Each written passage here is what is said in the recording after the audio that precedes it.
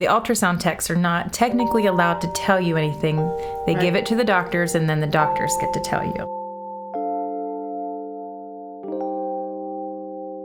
When I saw the screen, nothing was there. And I knew, and I even said it out loud, like, there's no baby in there, is there? I know there's no baby in there. It was confirmed by the doctors that there was no baby, and I had lost that one.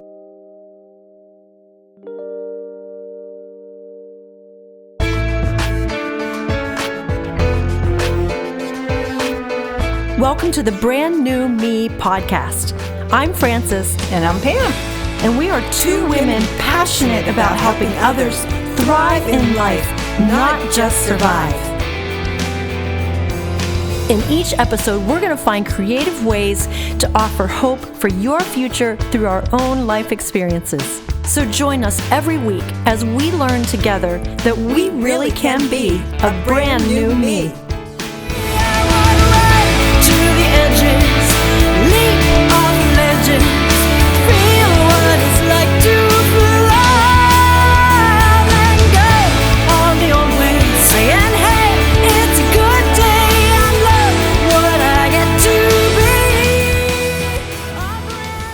Welcome to podcast episode number 11. I'm Frances, and we are going to jump right into a very special interview today. We have a special treat today on a lot of levels. We have Megan here. Megan is your daughter. Why don't you tell us a little bit about Megan, Pam? Megan is my youngest child, and she is a complete blessing to me. I had lost a little child, a little girl, so everybody knows that. I've talked about that. But I had Megan after her, so it was a wonderful blessing to have a little girl with big blue eyes and curly hair, and she still has them. Oh, yes, she does. Well, Megan, it's great to have you. Welcome. Thank you. It's great to be here. You have 6 children. I can't believe it. Yep. And you look like you're 25, but it must Thank be you. having all those children. Did you see yourself having that many children when you were little? I don't know that I did when I was little, but I do know once I got a little bit older, like college age, I used to tell people I wanted 12 children. And then I met my husband now. At the time when I met him, he told me he was one of 10. And I thought, oh my goodness, I've got to meet your mother. She must be amazing. But then I started having children, and I thought, well, maybe 6 would be a good number. Oh, okay. 12 seemed like a lot. Well, we have you here today to talk about the fact that you've had 2 miscarriages, and a lot of women have gone through that. And so we'd like you to share your story about those 2 different miscarriages. Tell us how they came about. Okay. Well, I had already had 2 children at the time. My first son is Isaiah, and then a year and a half later I had Sophia.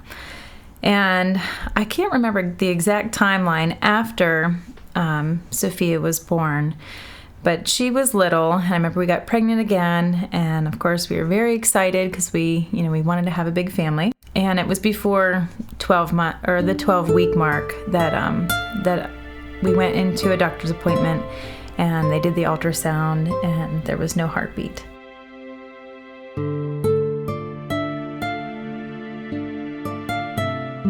I just remember feeling like, how could that be?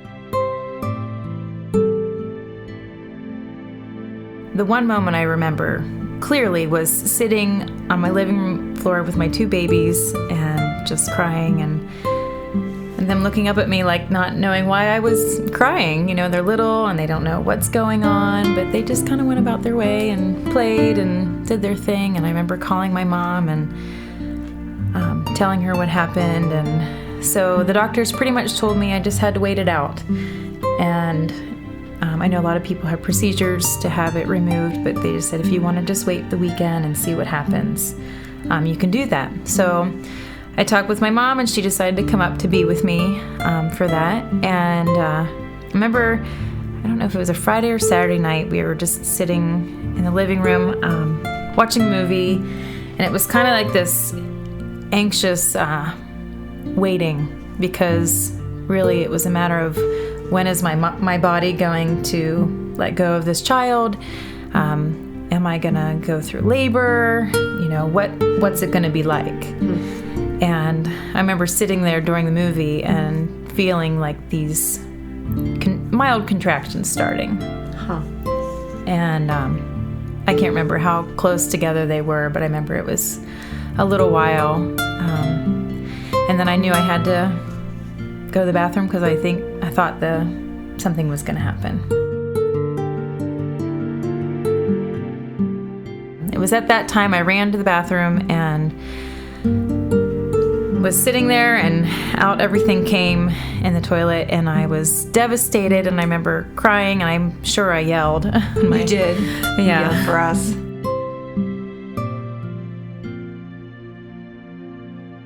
My first initial reaction was, get the baby out of the toilet. I don't want it to go down the toilet.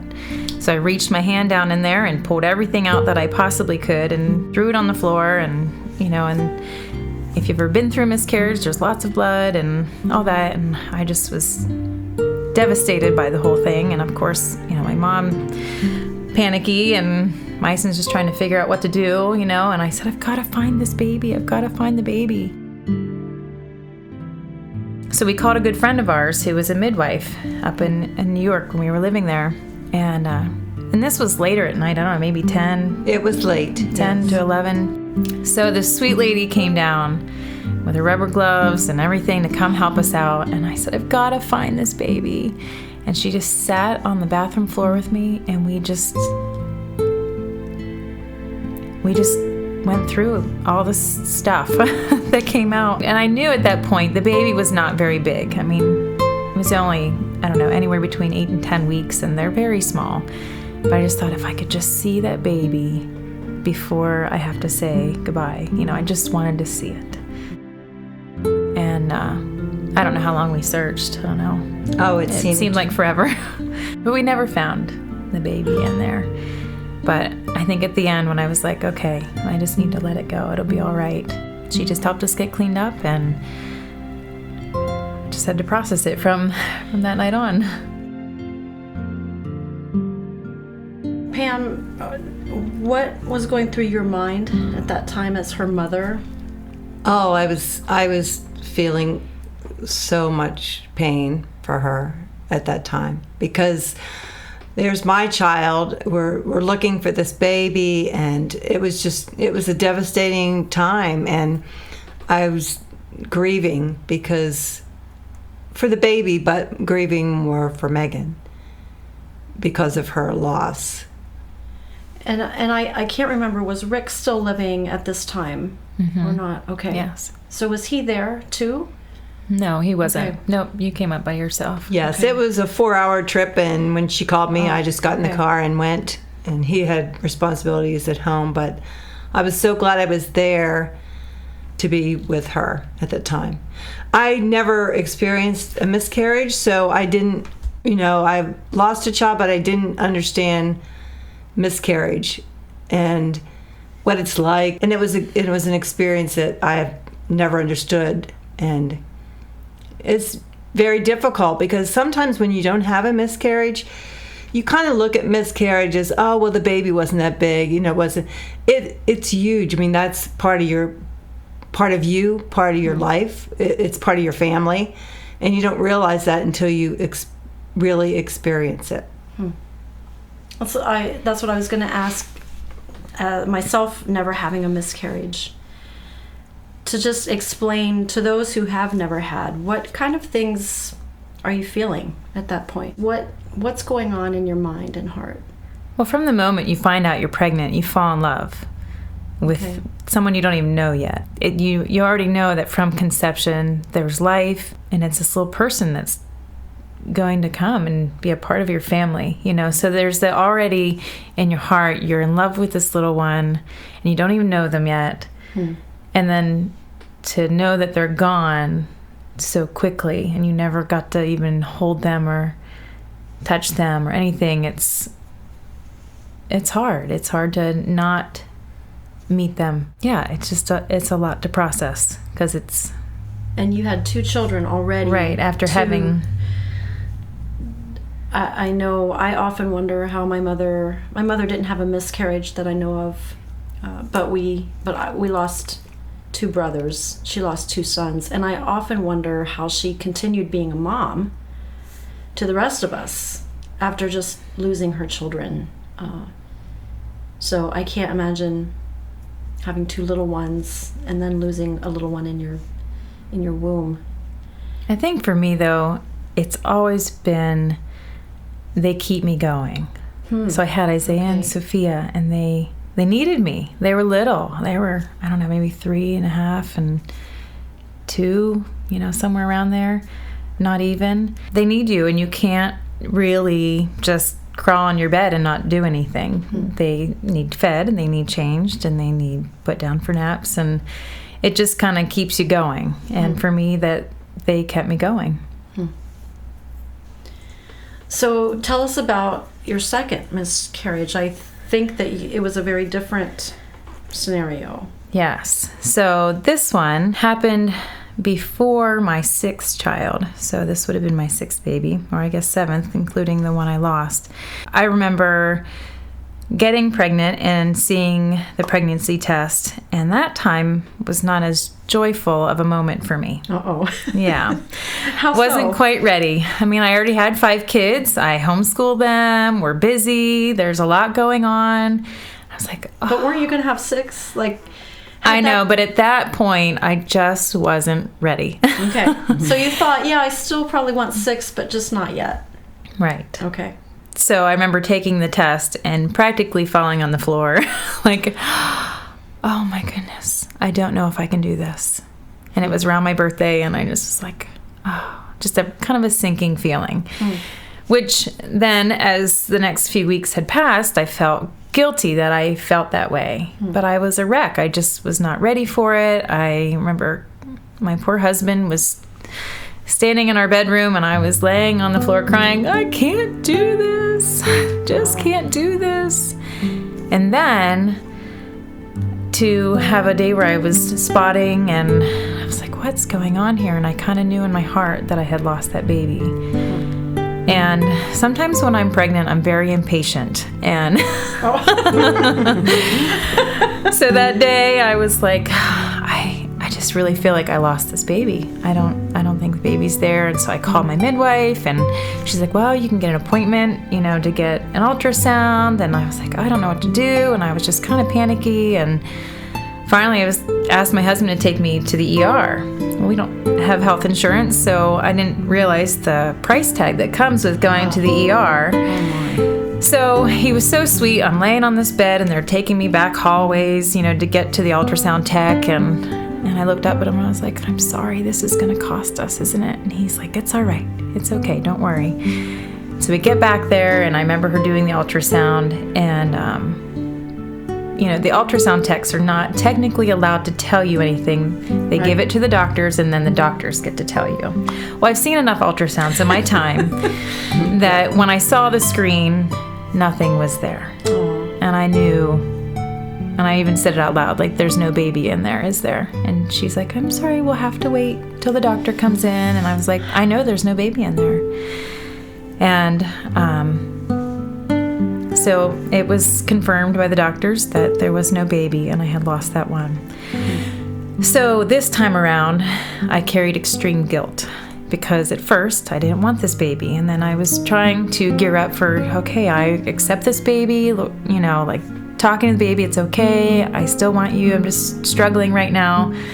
So the guilt that came with that, I didn't blame myself for losing the child, but I still felt guilty that I didn't want it to begin with. And obviously I'm going to accept any child that I'm given, but it was just something I was struggling with at that time. Yeah. So of course then at that point I had more children, and they were sad that we lost the baby. And so you have to, as they get older, you have to work through things more with them. And that was more of a process than just 2 little kids that don't know what's going on. So the older ones were sad, and but we worked through it, and the Lord just gives grace. He's just been very gracious to walk me through that and help me not to blame myself for feeling the way that I did, and thinking that it was my fault that we lost our baby. Was there any key thing or moment that helped you get on the other side of that feeling of guilt? I think the key again, after losing that child, I still had my 5 other children that needed me, and I was able to just put my focus back on them and just love on them. I'm just grateful for having the children to hold and to love on whenever you're going through a grieving process like that.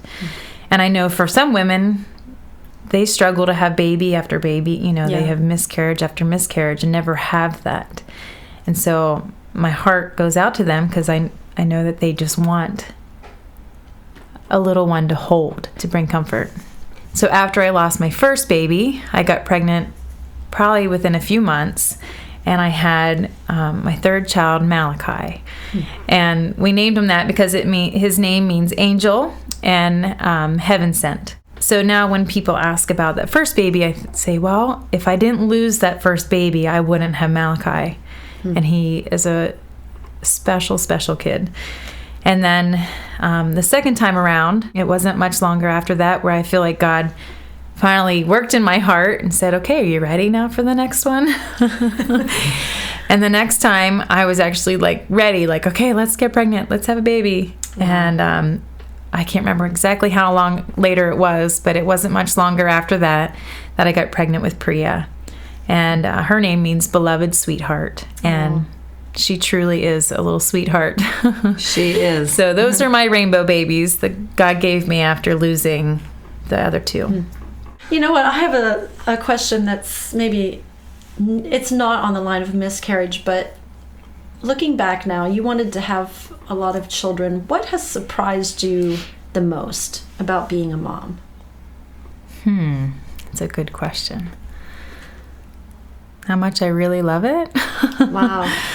Yeah, I knew I always... It's good to find that out. Yeah. Not the opposite. Wow, I didn't really want to be a mother. Right. No, it really, as hard as it is, and it takes a lot of work and patience, and I've learned even more so that I'm not as patient as I thought I was, but it's very rewarding.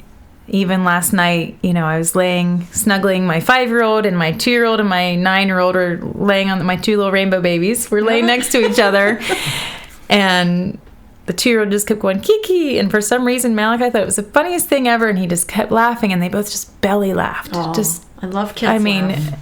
Constantly. And it's just those moments of sweetness where you can, if you take the time to see those little joyful moments, it makes it all worth it. I was going to say that just this past week we had a little bit of a surprise in our family. We found out last week that we are expecting number 7. Oh, why? And I must say I was surprised, but thankfully pleasantly surprised. My children are beyond excited and cannot wait for this little one and really praying for a boy, but we'll see. I said, you got a 50-50 chance. That's true. Yeah. Twins doesn't run in your family, does it? I don't think so. Oh, does it? It runs, no. Yes, it runs in my mother's side of the family. Oh, boy. Well, the 5-year-old said, a boy and a girl. Oh, boy. Right. Tell us the Malachi story, if you don't mind, about the van. Oh, okay. So before we found out we were pregnant, we've been on a mission to finally move up to that big 12-passenger van just to have a little more elbow space. I've not been anxious to do that at all. But we've been on the lookout. And before I found out, Malachi says to me, Mom, we really need to get that van because, we need room for the baby. I said, what baby are you talking about? He said, we need room for the baby. I said, are you going to carry this baby? I don't know what you're talking about. And sure enough, only about a week or so later, that's when we found out. Oh. So my little minor prophet Malachi must have known something was going to happen. Well, what's the hardest thing about being a mom? Oh, I think the hardest thing is knowing all that goes on in our world. And having to raise them in our world that is so, I can't think of the word, corrupt. Yeah. And it's something that I have to deal with, not being fearful, trusting the Lord with their lives, being grateful for the place that we're in and knowing that we're relatively safe, but to train them up in this world, and it has gone so backwards. There's so many strange things we have to teach them that my mom didn't have to teach me as a child. Like what? Oh, just about, gender issues or terrorist attacks and, all those kind of things. It's, wow, why do I have to teach them this, but teach them in a way that doesn't cause them to be afraid. Yeah. So I've had many a nights, I remember when Priya, my youngest, was a baby, and I think I struggled with it most then, and even when I found out about this baby, the thought goes through my mind like, oh, here's another one I have to protect. And I have to remember that it's not me protecting them, that the Lord, He has them in His hands. And I can only do my part, and He's entrusted them with me. It's a daily just giving them over to Him and knowing that He's got it in control. And grandmas go through the same thing. When I heard about the new baby, I felt the same way. It's like, oh, wow, it's another baby that, not that I would regret having to pray for, but it's another kind of a responsibility of what kind of world is this baby going to be growing up in. And yeah, I pray for my kids and feel the same way. I want them to be safe, and I want them to grow up and get married and have wonderful lives. So, and not face hard things. Yes. Oh, good luck with that. Yeah. Exactly. In closing, 3 questions we always ask and that we're working through too in our own lives. What have you learned from your past in having these miscarriages?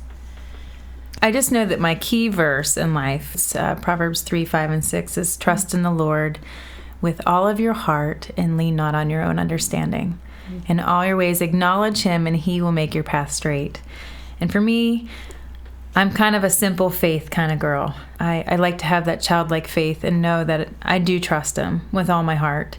And even if I don't understand the situation, I trust Him with whatever He's doing. And, one thing my husband and I talked about was in Mark, Jesus talks about how He's not the God of the dead, but the God of the living. And when He talked about He was God of Abraham, Isaac, and Jacob, He was the God of Abraham. And then Abraham is now gone. And then when Isaac came, He was the God of Isaac. But then Isaac was gone, and now He was the God of Jacob. And then he was gone. And so all that to say, He's our God right now. And someday I will be gone. And I pray that He's the God of my children, and then so on and so forth. And I pray that every day, when I pray over them, that you will trust God your whole life. That you will lean on Him and not on your understanding. And that's what I hold on to. The other question we always ask is, how do you love the present? And I can see that you love the present because you have all those wonderful children that bring so much joy. But if you were to tell our listeners, what do you love about the present?